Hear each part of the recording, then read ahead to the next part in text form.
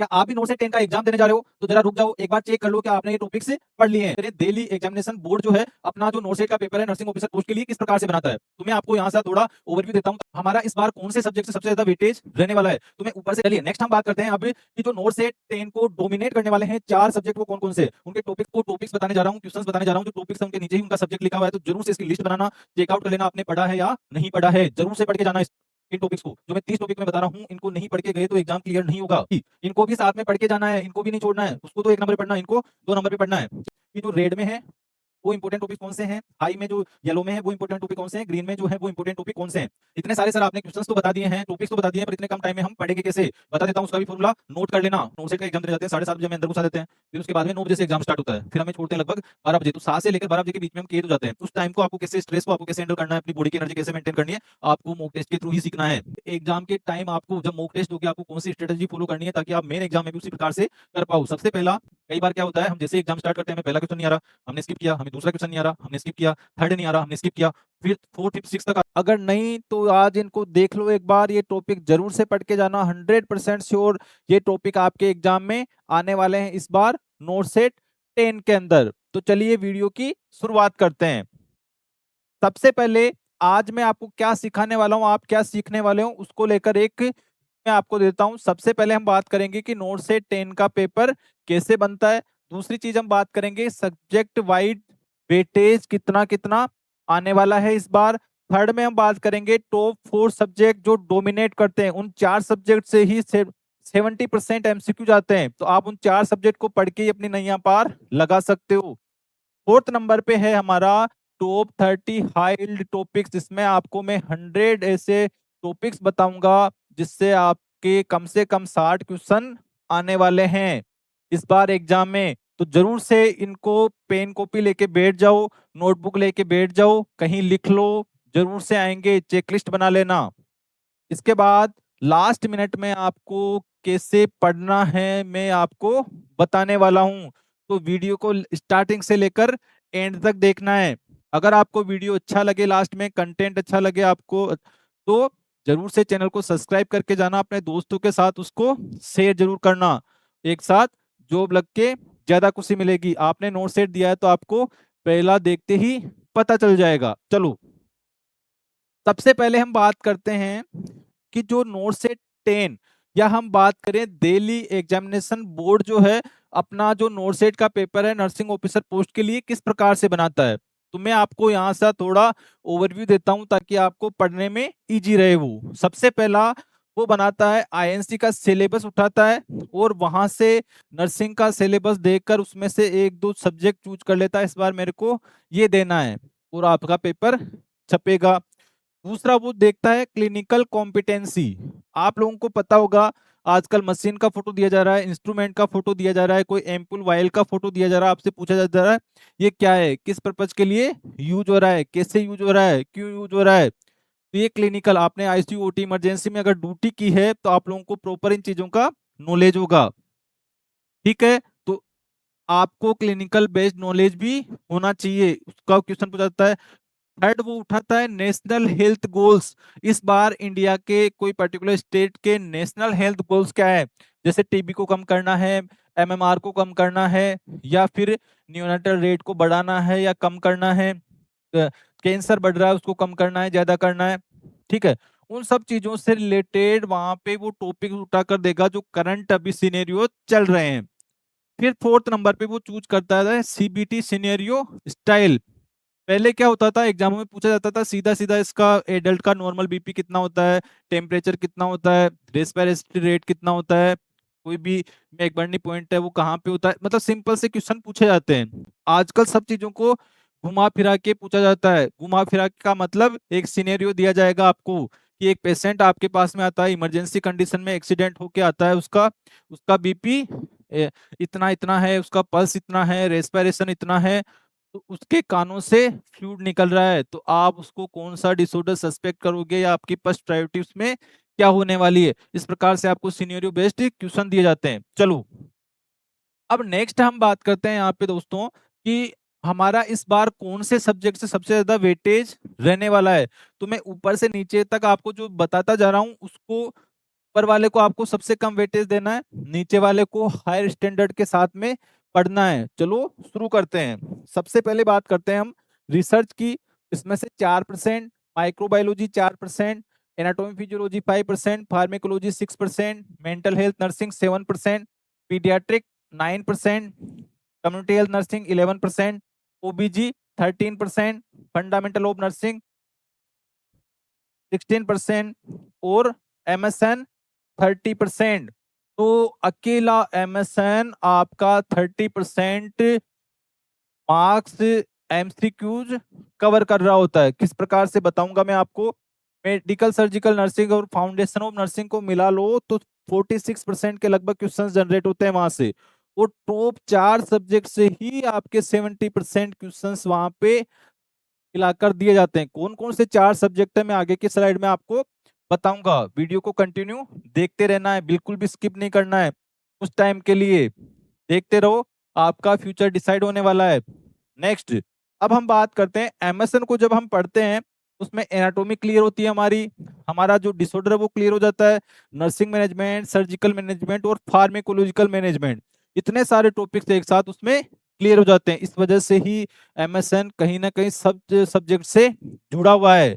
इस वजह से हम 30% बोलते हैं। आप लोग बोल सकते हो कि लास्ट में तो कुछ नहीं आया था, उससे पहले में कुछ नहीं आया था, ऐसा नहीं है। तो कहीं ना कहीं वो सब्जेक्ट एमएसएन से जुड़े होते हैं। चलिए नेक्स्ट हम बात करते हैं अब कि जो नोट से 10 को डोमिनेट करने वाले हैं 4 सब्जेक्ट वो कौन कौन से, उनके टॉपिक्स भी मैं आपको बताऊंगा। उसके बाद में हम चलेंगे हाई इल्ड टॉपिक्स की ओर। तो बने रहिए वीडियो के अंदर। इसका स्क्रीनशॉट ले लो। पहले ये 4 सब्जेक्ट आपको पढ़ के जाने। उसके बाद सबसे पहले नंबर पे है अपना मेडिकल सर्जिकल नर्सिंग एमएसएन, और ये 28 से 33% क्वेश्चन कवर करता है। Acid base, ABG, shock, BLS, ACLS, ECG, MI care, stroke, seizure, DK, endocrine और रेस्पिरेटरी एआरडीएस, ये कवर करता है। दूसरा हमारा इंपॉर्टेंट सब्जेक्ट है फंडामेंटल ऑफ नर्सिंग, जो 14 से 18% क्वेश्चंस कवर करता है। Nursing process, infection control, IV therapy, medication safety, patient priority, documentation. एक लिस्ट बनाते रहना क्या आपने पढ़ लिया या नहीं पढ़ा है। थर्ड नंबर पे हमारा जो सब्जेक्ट आता है वह है ओबीजी। 12 से 15% यहाँ से कवर होते हैं questions. PPH, eclampsia, partograph, labour stages, antenatal HRP, contraceptives, इनसे बनते हैं। फोर्थ नंबर पे है हमारा कम्युनिटी हेल्थ नर्सिंग, जो national health programme, epidemiology, IMR, MMR, ASHA, ANM role, level of prevention और कम्युनिकेबल डिजीज से क्वेश्चंस लेकर आता है। ये बोरिंग सब्जेक्ट है पर काफी अच्छे क्वेश्चंस कवर कर लेता है। इजी क्वेश्चंस भी होते हैं, जरूर से पढ़ना। चलो नेक्स्ट, अब मैं जो आपको टॉपिक्स बताने जा रहा हूँ, क्वेश्चंस बताने जा रहा हूँ, जो टॉपिक्स है उनके नीचे ही उनका सब्जेक्ट लिखा हुआ है, तो जरूर से इसकी लिस्ट बनाना, चेकआउट कर लेना आपने पढ़ा है या नहीं पढ़ा है। जरूर से पढ़ के जाना इन टॉपिक्स को। जो मैं 30 टॉपिक तुम्हें बता रहा हूँ, इनको नहीं पढ़ के गए तो एग्जाम क्लियर नहीं होगा। पढ़ना है इनको। एक से शुरुआत करते हैं। पहला है एमएसएन का एबीजी, एसिड बेस इंटरप्रिटेशन। दूसरा है सोक, बीएलएस, एसीएलएस। तीसरा है एरिथमिया, ईसीजी, एमआई। आपको सब्जेक्ट जानना है तो नीचे दिया हुआ है सबकी। फोर्थ नंबर पे है stroke, rapid ICP, seizure. Note नहीं कर रहे हो अभी कर लो, सब्सक्राइब नहीं किया है अभी कर लो, आगे बहुत अच्छा कंटेंट आने वाला है आप लोगों के लिए। फिफ्थ नंबर पे है endocrine emergencies, DK, thyroid, diabetes, insulin, उनसे रिलेटेड। फिर है इलेक्ट्रोलाइट, मेटाबॉलिक इम्बेलेंस। फिर सेवंथ नंबर पे respiratory failure, ARDS, COPD, O2 supply, infection control, sterilisation. 9 पे है कम्युनिकेबल डिजीज प्रोग्राम्स। फिर 10th पे है nursing process priority settings. 11th पे है आईवी थेरेपी और ब्लड ट्रांसफ्यूजन। 12th पे है ड्रग कैलकुलेशन, मेडिकेशन सेफ्टी। चलो आगे बढ़ते हैं। ये भी मैंने रेड में दिखा रखा तो पक्का पढ़ना है। Obstetrical emergency, PPH, eclampsia, labour, partograph, AMTSL यानी acute management of third stage of labour, milestone, immunisation, cold chain, therapeutic communication. अगर आपने पहले भी नोट सेट दे रखे होंगे तो आपको पता है ये टॉपिक्स बार बार रिवाइज करता है, बार बार रिपीट करता है। Level of prevention epidemiology national health programme. इसके अलावा अब हाई प्रोबेबिलिटी, इनको भी साथ में पढ़ के जाना है, इनको भी नहीं छोड़ना है। उसको तो 1 नंबर पे पढ़ना है, इनको 2 नंबर पे पढ़ना है। चलो, इस बार टॉपिक है हमारा renal failure dialysis fluid balance related. 20 number पे स्टार मार्क कर लो, पढ़ के ही जाना है। बर्न रूल ऑफ 9 फ्लूइड और रिससिटेशन। 21 पे antenatal care high risk pregnancy. 22 पे कंट्रासेप्टिव फैमिली वेलफेयर। 23 पे नॉर्मल न्यूबॉर्न केयर। 24 पे न्यूनोटल प्रॉब्लम एलबीडब्ल्यू जॉन्डिस और आरडीएस। 25 पे schizophrenia mood and anxiety disorder. 26 पे फ्रैक्चर ट्रैक्शन और कॉम्प्लिकेशन। 27 पे emergency drug and crash card.